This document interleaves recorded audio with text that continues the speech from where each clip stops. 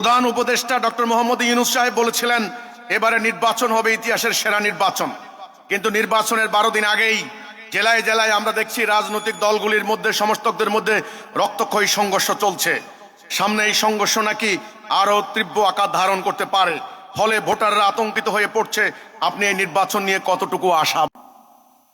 আরে ভাই, ছোটবেলা থেকেই এই ধরনের কাহিনী দেখতে দেখতে তো বড় হয়েছি নাকি? তোমরা যারা আমার সামনে বসে আছো তোমাদের তখনও জন্ম হয় নাই। আমি এরশাদের আমলের নির্বাচন দেখেছি, তারপরেও নির্বাচন দেখেছি। ব্যালট বাক্স চিন্তাই, আগের রাইতে ভোট ব্যালট দিয়ে দেওয়া, মরা মানুষের ভোট দেওয়া, 500 টাকা দিয়ে ভোট কিনা, আয়রে কত কাহিনী। এরপরে সম্ভাব্য প্রার্থী কে হতে পারে তাকে মিথ্যা মামলা দিয়ে তার 14 গোষ্ঠীর আসামি বানিয়ে বাস জেল থেকে যেন বের হতে না পারে।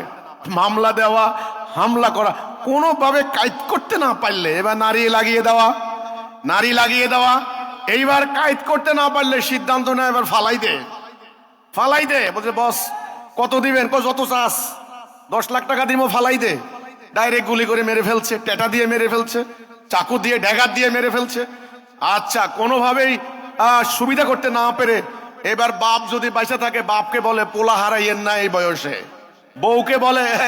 বউকে বলে জামাই হারাইয়া বিধবা হইবা না, পোলা বাইনের দিকে চাইয়া থাকো, ওরে বলো নির্বাচন থেকে সইরে যাইতে। এটা হলো, এগুলো দেখতে দেখতে আমরা বড় হয়েছি। এমনি এমনি তো আর আল্লাহর দিন প্রতিষ্ঠার জন্য নামি নাই। আপনি প্রশ্ন করেছেন আগামী নির্বাচনে কি হবে। নির্বাচনে আরো অনেক খুন হতে পারে, মার্ডার হতে পারে, এবং এই নির্বাচন যদি হয় হোক না হোক আল্লাহর ব্যাপার, আমার কি।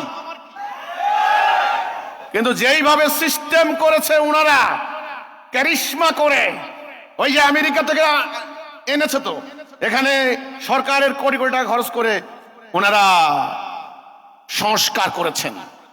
হ্যাঁ, গণভোটের মাধ্যমে এই সনদ সংবিধানে যোগ হবে, সংস্কার করেছেন। নির্বাচনে হলে পরে আমি হলফ করে বলতে পারি বাংলাদেশে স্মরণকালের সবচাইতে দুর্বল একটা সরকার ব্যবস্থা হবে। দুর্বল, ওরা এটা চায় আমাদের ভেতরে যেন কোনো ঐক্য না থাকে। ওরা চায় সরকার যেন দুর্বল হয়, সরকারের যেন সার্বভৌমত্ব না থাকে, সরকার যেন জাতির সংকটে শক্ত সিদ্ধান্ত নিতে না পারে। আগামীদের নির্বাচনে আপনি বললেন হানাহানি মারামারি, কি দেখাই তো যাচ্ছে। বলা লাগে নাকি? বলা লাগে? যখন শীতকাল আসে শীত পড়বে স্বাভাবিক, গরমকাল আসলে কি হয়? গরম হবে। বর্ষাকাল আসলে কি হয়? বৃষ্টি হবে। এখন কত কম হবে না বেশি হবে এটা মাপার দায়িত্ব আমার না। বন্যা হয়ে যেতে পারে, বন্যা। এই নির্বাচন উপলক্ষে যেই শত্রুতা অলরেডি গত সরকার বিতাড়নের মধ্য দিয়ে গত 1.5 বছরে যা হয়েছে বাংলাদেশে, শত্রুতা কিন্তু কম হয় নাই।